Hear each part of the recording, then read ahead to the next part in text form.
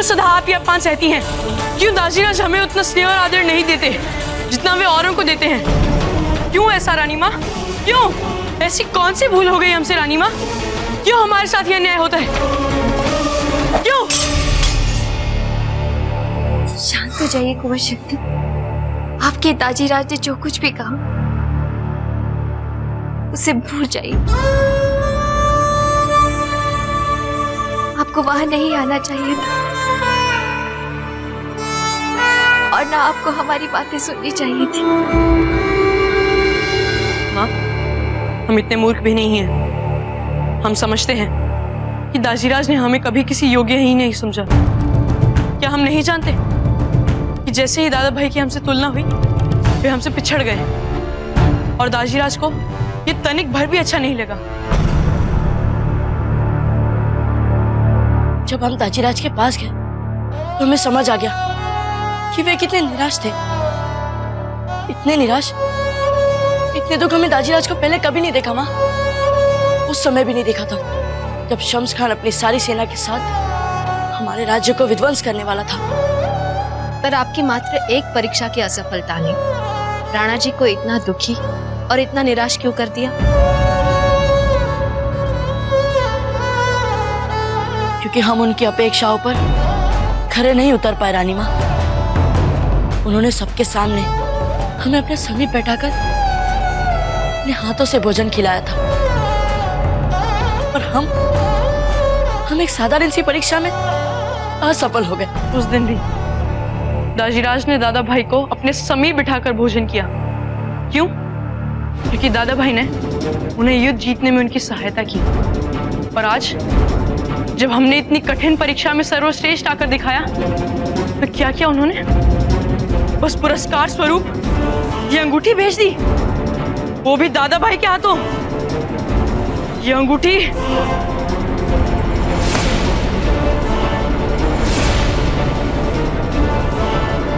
शांत हो जाइए और शक्ति अपने क्रोध को नियंत्रण में रखिए। नहीं रानी माँ, अब ये क्रोध ना तो रुकेगा और ना ही कभी ठंडा पड़ेगा, क्योंकि यही क्रोध अब हमारे प्रशिक्षण की हर परीक्षा में दादा भाई को हराने के लिए हमारी शक्ति बनेगा। हम दाजीराज को और सारे मेवाड़ को दिखा देंगे कि हम भी किसी से कम नहीं।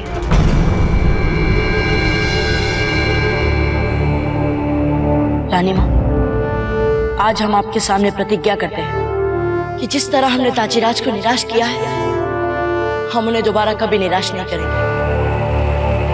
हम अपनी पूरी क्षमता से आश्रम की शिक्षा में सर्वश्रेष्ठ रहकर बताएंगे, वहां से सर्वश्रेष्ठ योद्धा बनकर आएंगे। ऐसे प्रशासक, ऐसे योद्धा बनकर बताएंगे कि दाजीराज को हम पे गर्व हो। हम ये साबित कर देंगे रानी माँ, दाजीराज का हम पर भरोसा करना भूल नहीं थी। उनके भरोसे के ही सारे एक दिन मेवाड़ को ऐसा स्वच्छ शासन देंगे जैसा हमारे दाजीराज ने किया। आज हम संकल्प लेते हैं रानी माँ कि इस शिक्षा में हम दादा भाई से कहीं अच्छा करके दिखाएंगे। और एक दिन वो भी आएगा जब मेवाड़ की प्रजा दादा भाई को नहीं, हमें अपने भावी राजा के रूप में देखेगी।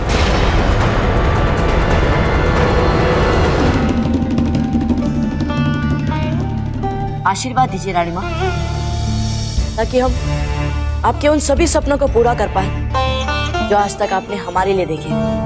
हमारा आशीर्वाद तो सदा आपके साथ रहता है प्रताप, पर वास्तविकता में अब इसका कोई अर्थ नहीं है, क्योंकि आज से भविष्य तक आपके लिए कोई आशीर्वाद अर्थ रखेगा तो वो होगा आपके गुरु का आशीर्वाद। गुरुर ब्रह्मा गुरुर विष्णु गुरुर्देवो महेश्वरा गुरुर साक्षात परब्रह्म तस्मै श्री गुरुवे नमः। हाँ रानी माँ, आपने बचपन में ही हमें ये श्लोक याद करवा दिया था और ये भी समझाया था कि एक शिष्य के लिए उसके गुरु से बड़ा कुछ नहीं होता। ईश्वर से भी पहले अपने गुरु को स्थान देना एक शिष्य का धर्म होता है। हमें सब कुछ याद है रानी माँ। बस एक बात का डर लग रहा है, क्या हम आचार्य जी के सचमुच जैसा आप चाहती है, जैसा आप सोचती है, वैसे आदर्श शिष्य बन पाएंगे? अवश्य।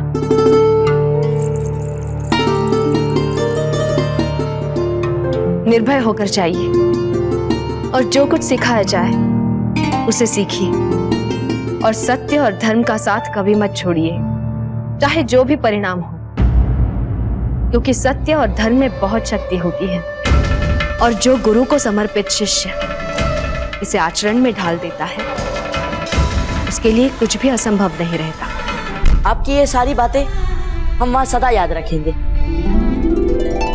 आप दाजीराज से आशीर्वाद ले लें। हाँ हाँ, पर ध्यान रखिए, अगर वे निद्रा में हो तो उसे भंग मत कीजिएगा। ठीक है, चलते हैं। जाइए।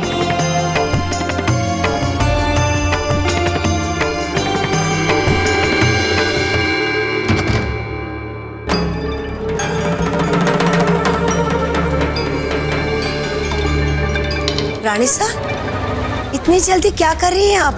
मुझे बुला लिया होता। देख नहीं रही, हम अपने कुंवर प्रताप के लिए दही मिश्री बना रहे हैं। आज उनका गुरुकुल में पहला दिन है ना। नहीं नहीं रानी साहब,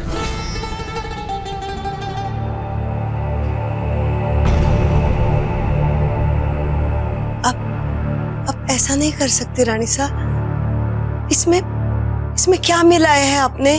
क्यों चिंतित हो रही हो? जाओ, जाके कुंवर प्रताप से कह दो कि अपनी छोटी माँ से मिले बिना जाए ना।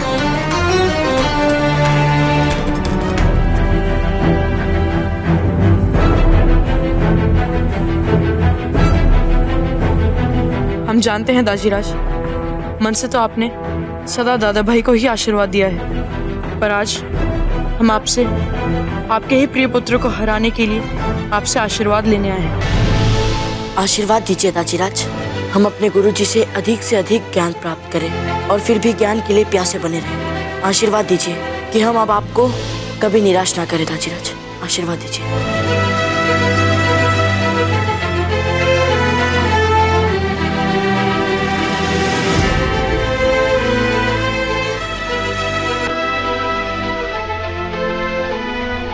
रुकिए।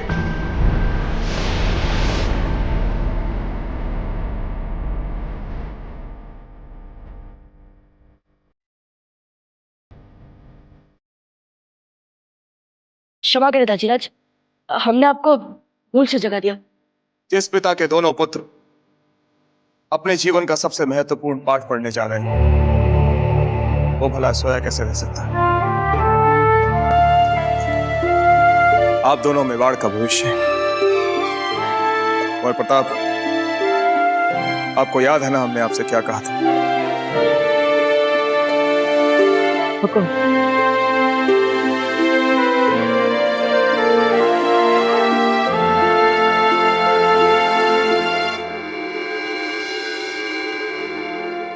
एक लिंग जी आप दोनों को सफल बना।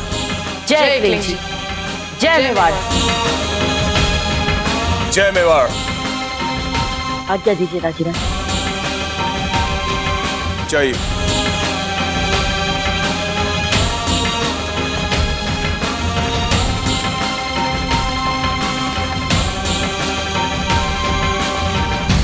मेवाड़ राजकुमारों ने खम्मा घड़ी। बड़े खमा। बाबूजीराज, आपकी छोटी मासा ने कहलवाया है कि आप उन्हें बिना मिले चले मत जाना गुरुजी के आश्रम। छोटी माँ इतनी जल्दी उठ गई? भाई शक्ति, आप प्रतीक्षा करिए, हम बस अभी आए। कहाँ है छोटी माँ? अपने कक्ष में। छोटी माँ, आप कहाँ हैं छोटी माँ? आपने छोटी माँ को कहीं देखा? नहीं। सुनिए, आपने छोटी माँ को कहीं देखा है? आपने कहीं छोटी माँ को देखा है?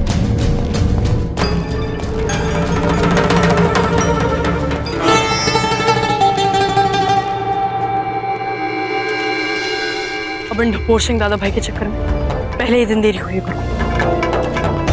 चलिए हम लोग निकलते हैं। हमारे लिए क्या हुक्म है बाबूजी राज? आप दादा भाई से पूछ लीजिएगा। हुक्म। चलिए। कोकोया जी, क्या आप जानती है छोटी माँ कहाँ है? बताइए ना कोकोया जी, कहाँ है छोटी माँ? हमें देर हो रही है। कुंवर प्रताप,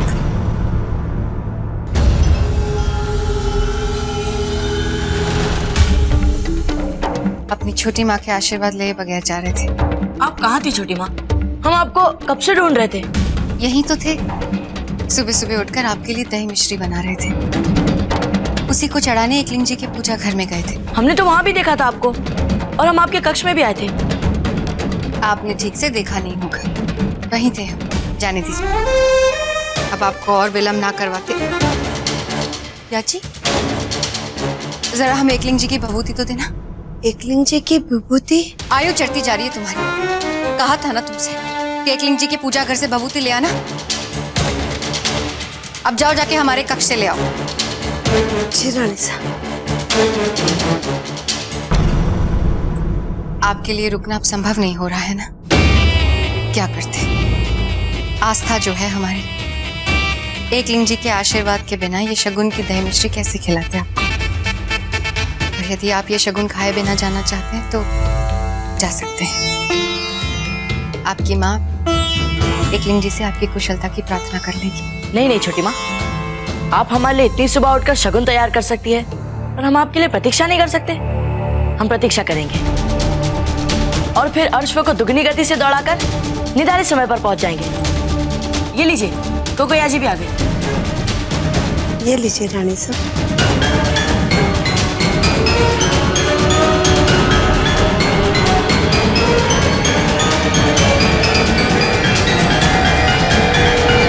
रुक जाइए।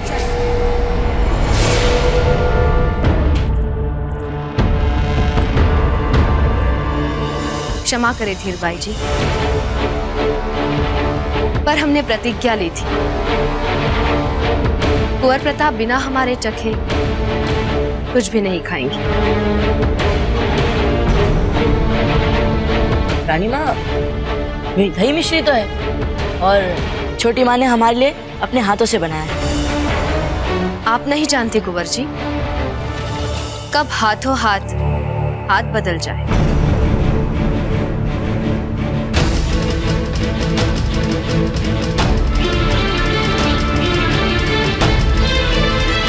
नियम कैसे तोड़ दे हम, प्रतिज्ञा कैसे भंग कर दे। सही कह रही है आपकी माँ साहब। आपकी सुरक्षा में कोई भूल चूक नहीं हो सकती। अनमोल जो है आप हमारे लिए। लीजिए जीजा।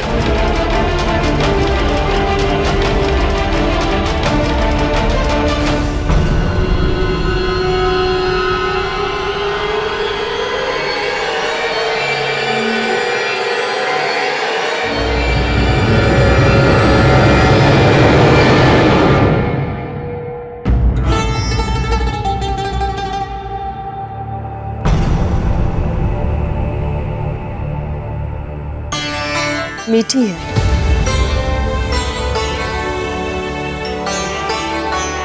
अब आप इसे प्रताप को चखा सकती हैं।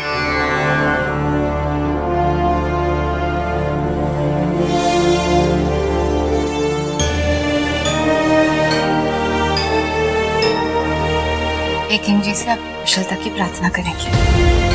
जाइए।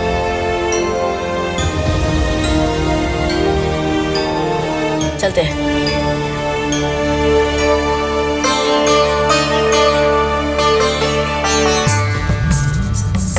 सुबह सुबह उठकर इतना किया है धीरभाई जी आपने, थक चुकी होंगी। जाइए, जाकर विश्राम कीजिए। जी जीजा।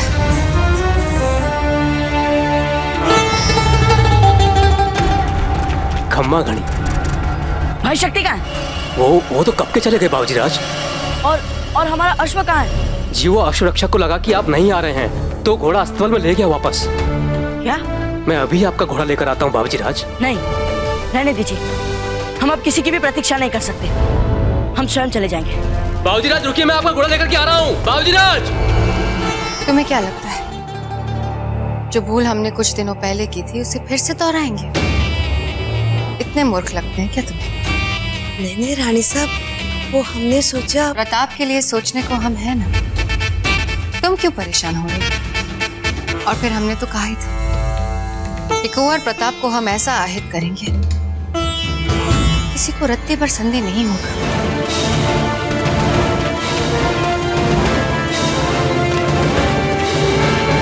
पर रानी साहब, महारानी साहब ने जिस तरह से बाबूजी राज को दही मिश्री खिलाने से आपको रोका, उससे तो ये तय है कि उनके मन में अभी भी आपके लिए संदेह है। कब तक पीछा करेगी जीजा हमारा? एक बार, दो बार, 3 बार, फिर जब उन्हें कुछ नहीं मिलेगा हमसे तो थक जाएंगी ना, भूल जाएंगी। और यदि नहीं भूलेगी तो हम उन्हें विश्वास दिला देंगे कि ये सिर्फ उनके मन का भ्रम है, अपने पुत्र की असुरक्षा का भ्रम। मैं समझी रानी साहब, आप जानबूझकर बाबूजी राज को उनके गुरुकुल जाने में प्रतीक्षा करवा रही थी। अब बिना सोचे समझे तो हम सांस भी नहीं लेते कोकोया जी। एक तो प्रताप को ऐसे झटपटाता देख ठंडक मिल रही थी हमारे कलेजे को, और फिर किसी को मारने के लिए केवल विष ही नहीं होता या जी, और भी कितने तरीके हैं किसी को मारने के, है कि नहीं? एक तो पहली परीक्षा में कुंवर शक्ति से हार गए। बड़ी इच्छा थी ना उनके मन में, राणा जी की दृष्टि में, अपनी मासा की दृष्टि में, अपनी खुद की दृष्टि में फिर से भला बनने की। कुछ ऐसा कर दिखाना चाहते थे कि उनके गुरुजी उनसे प्रसन्न हो जाए।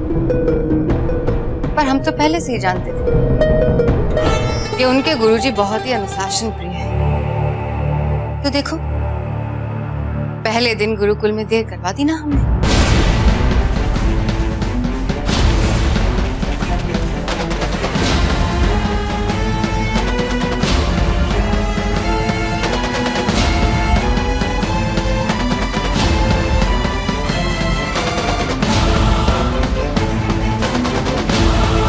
कि आप फिर से हारे तो आपकी हार का परिणाम शायद हम भी ना बदल पाए। कोई अनुपस्थित है? गुरुवर, कुंवर प्रताप वे अनुपस्थित है। ये पहली और अंतिम बार है कि आपसे बिना कुछ पूछे आपने उस बात का उत्तर दिया। आज के पश्चात आप तभी उत्तर देंगे जब आपसे कुछ पूछा जाएगा, अन्यथा वो दिन इस आश्रम में आपका अंतिम दिन होगा। जी गुरुवर। कार्यकाल आरंभ करने से पहले सभी शिष्य कुछ शब्दों में अपना अपना परिचय देंगे। ध्यान रहे, यह परिचय हमारे जानने योग्य संपूर्ण परिचय होना चाहिए, क्योंकि आश्रम में आप इसी के अनुसार जाने जाएंगे। भविष्य में आपकी पहचान वही होगी जो आप इस आश्रम से बनकर निकलेंगे, यदि आप अपनी शिक्षा पूर्ण कर पाए तो।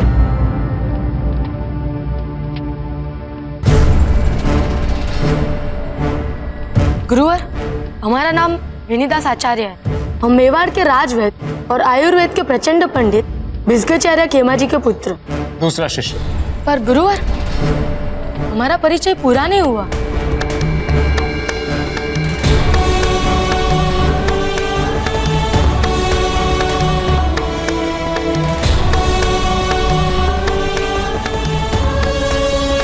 जब तक आपकी आंखों में विनम्रता नहीं आ जाती, आप इसे अपनी आंखों पे बांध कर रखेंगे।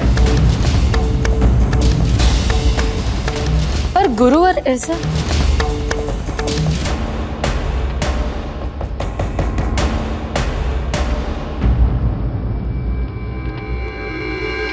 सबसे पहले तो परम पूज्य आचार्य जी का इस तुच्छ शिष्य का सादर प्रणाम। हमारा नाम है चक्रपाणि मिश्र। समस्त राजपुताना में संस्कृत और शास्त्रों के ज्ञाता पंडित उग्र मिश्र हमारे परम पूज्य पिताश्री है, और जिनकी वंशावली। जो बात एक शब्द में पूरी हो सकती है, उसके लिए 2 शब्दों का प्रयोग करना अनुचित है। आप आवश्यकता से ज्यादा बोल चुके।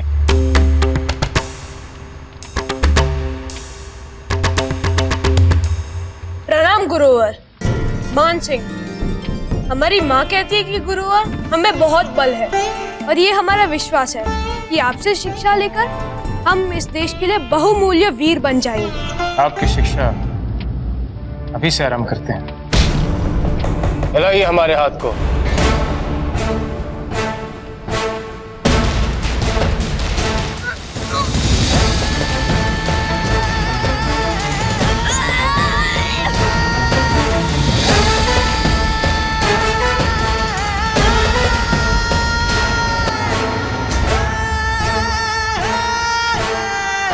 एक सच्चे योद्धा का सर्वश्रेष्ठ गुण उसकी विनम्रता होती है।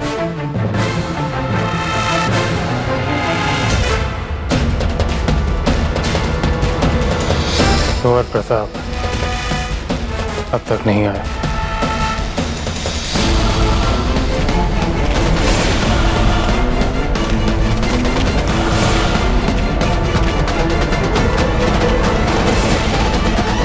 यदि आप अपने परिचय में ये कहना चाहते हैं कि आप मेवाड़ के राणा उदय सिंह के पुत्र शक्ति सिंह हैं, तो आपको परिचय देने की आवश्यकता नहीं। कुछ और कहना चाहते हैं तो आप कह सकते हैं। गुरुवर, हम यहाँ पर एक राजकुमार नहीं, मात्र आपके ऐसे एक तुच्छ शिष्य हैं जिसके पास ना तो आपसे बात करने योग्य बुद्धि है और ना ही आपको प्रभावित करने योग्य ज्ञान।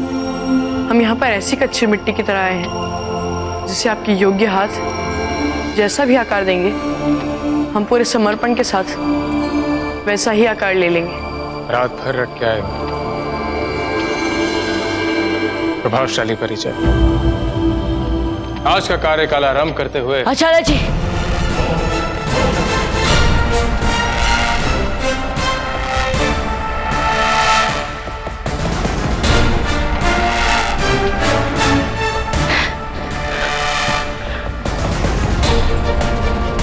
प्रणाम गुरुवर। स्वयं को मेवाड़ के भविष्य कहने वाले शिक्षा के लिए पहले ही दिन आश्रम में आने में इतना विलंब का कारण जान सकते हैं कुंवर? वो अश्वरक्षक हमारा अश्व लेकर अस्तबल चला गया था, इसीलिए हमने सोचा कि सोचा कि आप दौड़कर अश्व से भी पहले पहुंच जाएंगे। जी।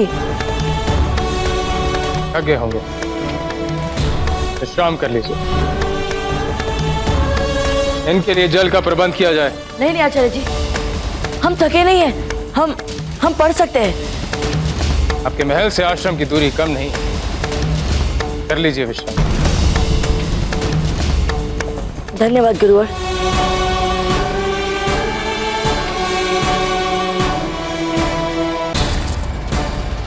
राजकुमार है ना, इनको कौन कुछ कहेगा भला। धन राजकुमारों के लिए थोड़ी ना होता है।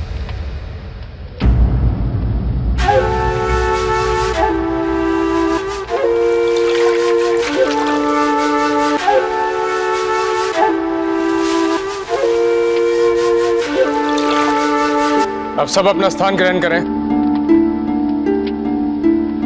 हमें तो लगा था कि हमें अवश्य कोई कड़ा दंड मिलेगा।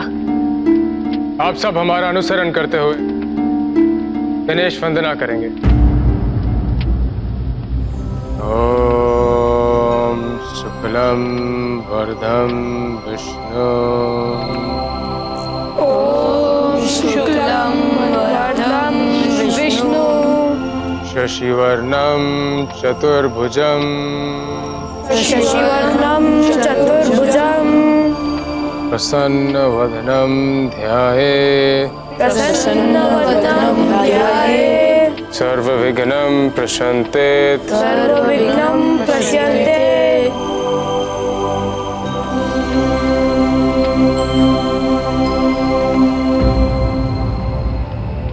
क्या आप में से कोई हमें इस श्लोक का महत्व बताएगा?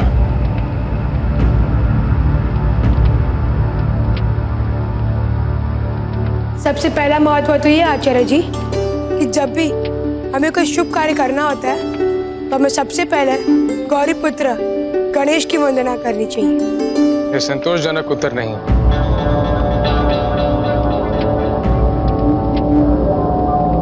और कोई?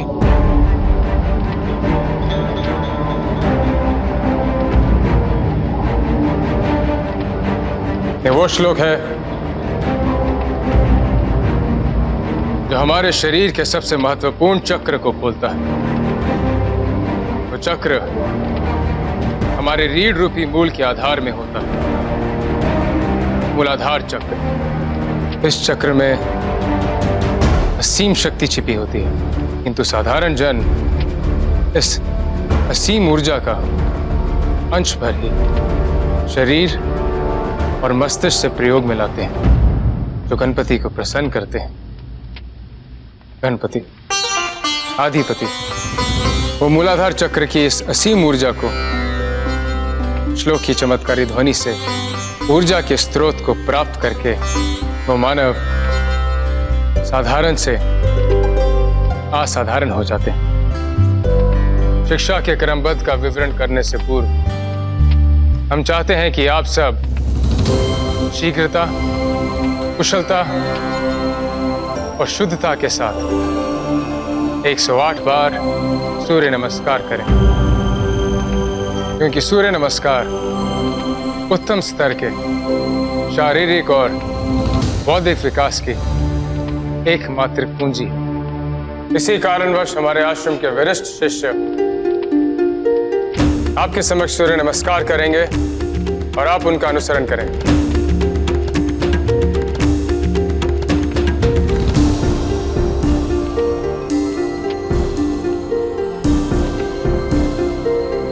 आप नहीं।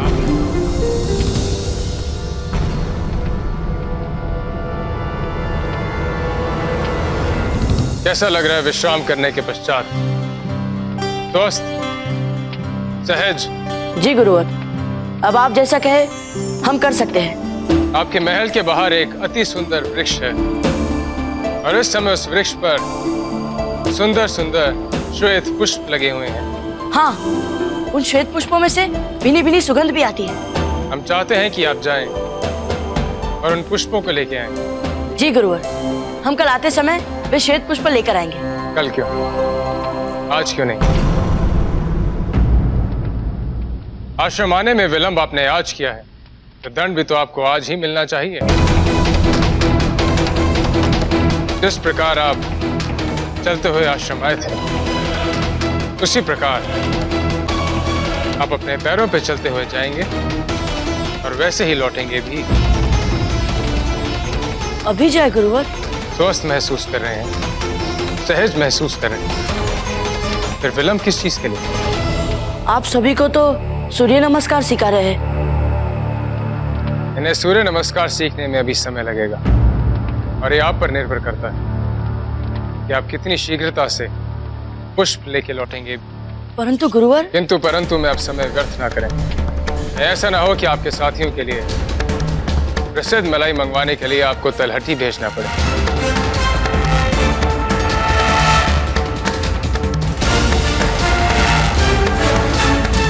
जो आज्ञा गुरुवर।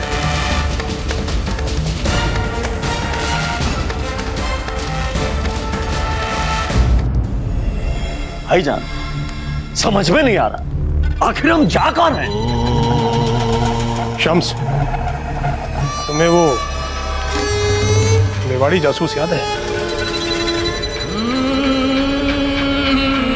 जब हम उसका सर कलम कर रहे थे तो मरने से पहले उसके चेहरे पर खौफ नहीं, फक्र था, फक्र। याद है उस वक्त वो क्या कह रहा था? कि मेवाड़ का मुस्तकबिल प्रताप है, प्रताप। जिस तलवार की धार से उन्होंने तुम्हारे भाई शम्स के सैनिकों को काट डाला था, अफगानी झंडा हटा, उन्होंने मेवाड़ी ध्वज फहराया था। भूल से भी कभी मेवाड़ की तरफ मत देख, नहीं तो प्रताप के तेज से तुम दोनों भाइयों की आंखें जल जाएंगी। कितने यकीन और फख्र के साथ कह रहा था वो ये बात। इसका मतलब प्रताप ही वो खंबा है जिस पर मेवाड़ की रियासत का सारा हाल और मुस्तकबिल टिका है।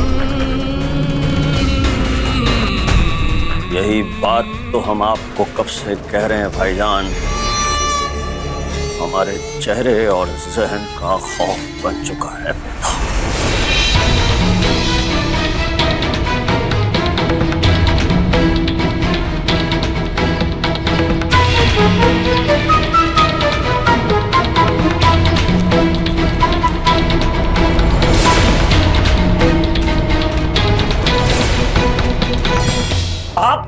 कहता है जो काम शम्स खान की पूरी फौज नहीं कर पाई, वो काम आपका एक मामूली भाड़े का कातिल कर देगा।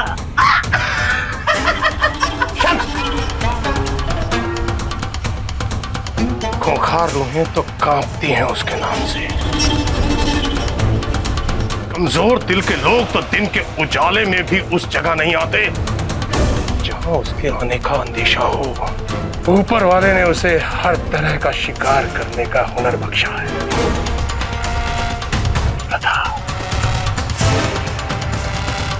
प्रताप जिंदा नहीं बच सकता उसके चंगुल से शम्स।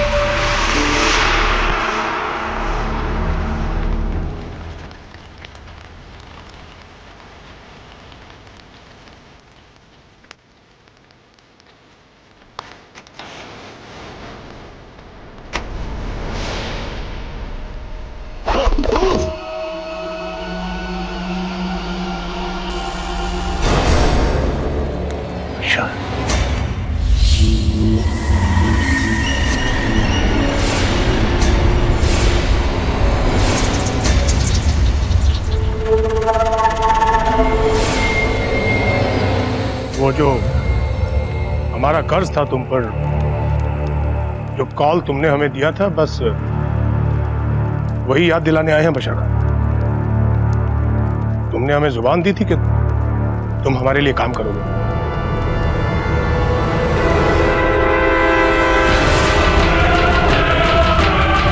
हमें पता है कि तुम दूसरों के लिए काम नहीं करते हो, लेकिन हमारा कर्ज बकाया है तुम पर। चाहो तो चुका सकते हो। एक काम करो, बस एक छोटा सा बच्चा है बशर, शहजादा है मेवाड़ का, प्रताप, खत्म कर दो उसे, मार दो उसे। हम तुम्हें इतनी जागीरें बख्शेंगे बशर खान, इतनी जागीरें बख्शेंगे कि तुम्हारी 100 पुश्तें बैठी खाएंगी। मेवाड़ का राजकुमार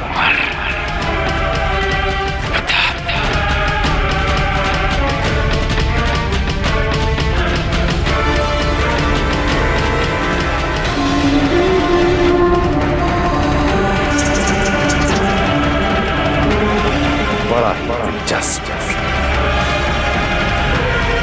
और मजेदार शिकार। बहुत दुख की बात है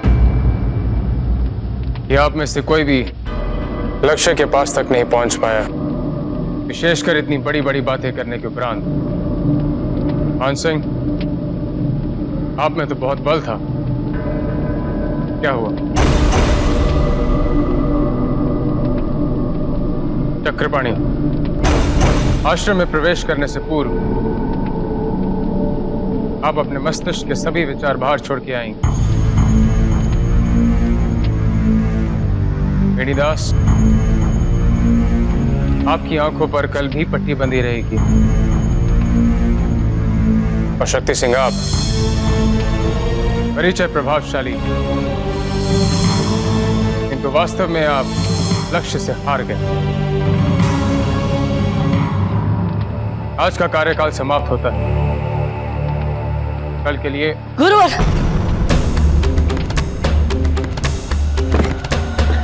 गुरुवर,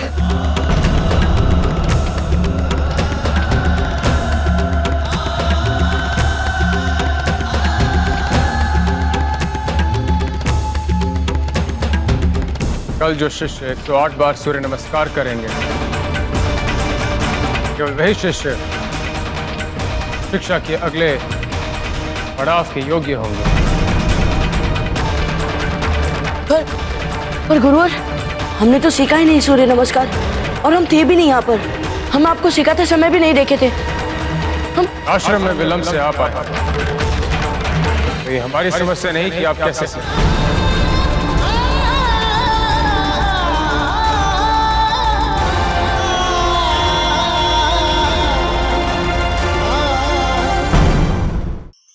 धार्मिक वीडियो सबसे पहले देखने के लिए हमारे चैनल को सब्सक्राइब करें और बेल आइकन दबाएं।